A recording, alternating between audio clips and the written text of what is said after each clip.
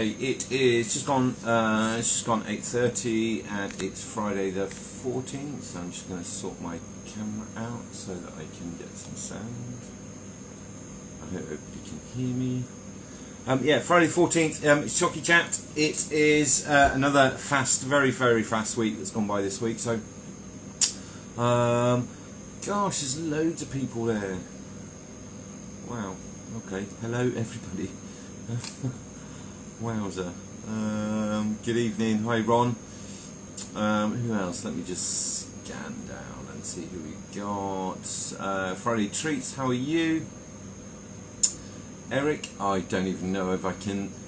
Eric Ossoldum. Don't know if I can pronounce that one. So Abigail's there. Hi, Ron, I've already seen. Maria, Nicole Chocolatier, hello, mate. Nadia's joined us. Who else we got? Hi, how is everybody? Everybody good? Everybody started Valentine's prep. Love Heart Centre at the minute, so it was for me today. What have I done this week? I've had a couple of hands-on courses this week. Done a lot of one-to-ones this week, but I've done a lot. I've done a few hands-on, which are they're great. I love doing the hands-on, especially when somebody's struggling. So for newbies, right? Especially when they're struggling, like with the tempering and the colouring and the airbrush use and all those kind of little bits and pieces, because there's so much information out there, and I know I've read a lot of it myself, and it's like, why would you say that? And I'm not saying everybody's wrong. There's many ways to get to your path, but some of the information out there is so confusing. And when you get newbies on the hands-on courses, and they get to see it, and they get to see how simple it is, it's and then their faces when they see the bonbons when we make them, it's lovely. And I really enjoy that bit. I really enjoy the hands-on classes. So who we got? Mind Vertigo in Brazil. Hello, Brazil. JD's there, I can see you. Samira, Yasmin, I can see you. Good evening. There's loads joined. Let me just see. Let me just scroll up. But yeah, really busy week. As usual, like January, everybody kind of starts having a stock take, and they start having to think about what they're doing, and they have a think about plans for the year, and they think about some of them. Do you know what I've just seen? I'm just going to go and unplug Alexa, because I just know that they've loaded up fart noises on it. So wait, it's unplugged. They're little tinkers. They're little tinkers. The girls. I said a while ago I was doing a one-to-one, and then they downloaded a load of fart noises during Christmas, and they set a timer on it. And I was talking with somebody. It's like, oh my god, just shocking. Anyway, what was I saying? So. We get to January, and everybody kind of starts having a stock take and a think about what they want to do this year, and then they reflect on what they did in December and what went wrong, if anything, and what could they improve. I don't think it's always worth dwelling too much on what went wrong. It's more what happened that I actually need to get better at, rather than it went wrong. It's not really much that can go wrong. You lose a few chocolates, you have a few issues, but a lot of the one-to-ones seem to be about that this time of year. It's like, right, I want to do this, this and this because this happened. And they're quite interesting ones as well. So, who's there? Cole's there. Hiya, mate. How are you? And that scraper was epic, mate.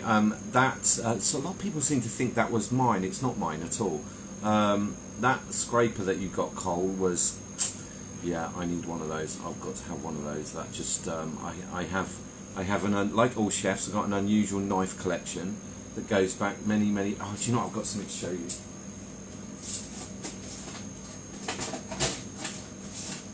Oh, it's not in here. I'll do it another time. I found a knife from circa, it's probably about 1989, and it's a palette knife, and it's a really good palette knife. But for some bizarre reason, they decided to put a serrated edge on one side of it, and it's not just a little bit of serrated edge, it's horrendous serrated edge. And it's, why would you do that? I don't believe any chef on the planet would say, yeah, you can have a palette knife and then put a really bad serrated edge on it, because that's not going to cut you, is it? So, who's there? The blonde chocolatier. Hello.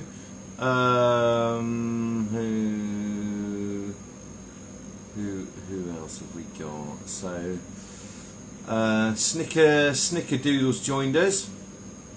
Who else? What have I had? A lot this week with people with airbrush issues, actually. With and they normally start as my airbrush isn't working. What is it? That's just too random for me, that one. I can't really answer that. There's so many questions that come from it's not working, and there's so much to check. So, like, if you're stuck with something, send a video. Send a video. If your brush isn't working, send a video, and then at least I can see what. If there's air going through it, that's one thing. If there's air going through it and there's no butter going through it, that's another thing. If the controls are all seized up, that's something else altogether. So, yeah, a lot of shouts this week with, like, my airbrush doesn't work, what can I do? It's like, well, we'll send a video, because, you know, when you say it doesn't work, in what way? So, right, here we got jelly. I'm using Calibut White Jar chocolate with 3-drop fluidity, but it's still not fluid enough for my taste. Can I simply add more cocoa butter to make it more fluid? Yeah, absolutely. Just do it in 1% increments, right? You don't need a lot of cocoa butter to change the fluidity at all. In fact, if you look at a lot, if I grab a white, where have we got? Let me grab a white. Let me grab a white. This has got 36% cocoa butter. So 36% cocoa butter. If I looked at, have I got a 2-drop? Let's see what's in that 2-drop. So a 2-drop is 31%, right? So, and I know that's dark chocolate, so the cocoa mass would be different, but 36, you know, a 2-drop's 31%, and a 3-drop, like this W2, is 36. So just go up in. If you want to change the fluidity, just do it in 1% increments, alright?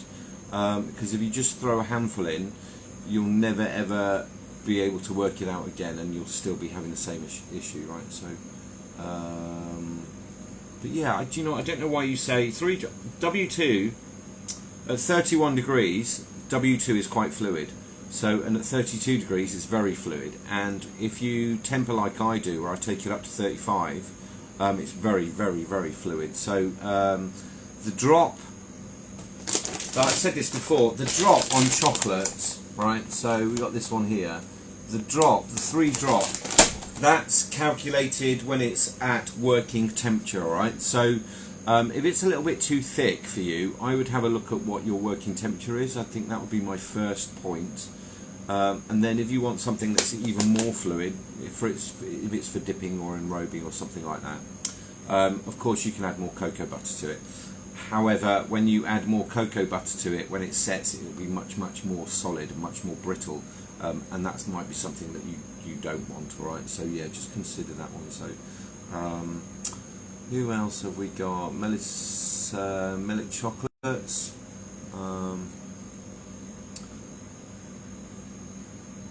Right, here's a good question, Maria.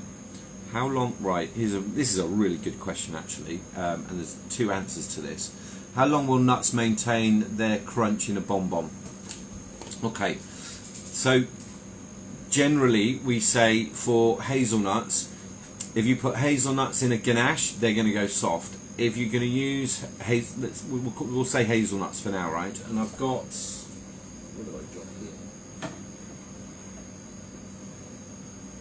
So this is praline, but actually what's in it is I've not capped these yet. What's in that is hazelnut. So because there's no water content in a praline, douja, whatever you want to do, if it is fat based, then the nuts will maintain their crunch for as long as the shelf life, right? So ideally you want to put, if you're making a hazelnut praline, put hazelnut in it. And I posted something that today. It's like one will reinforce the other.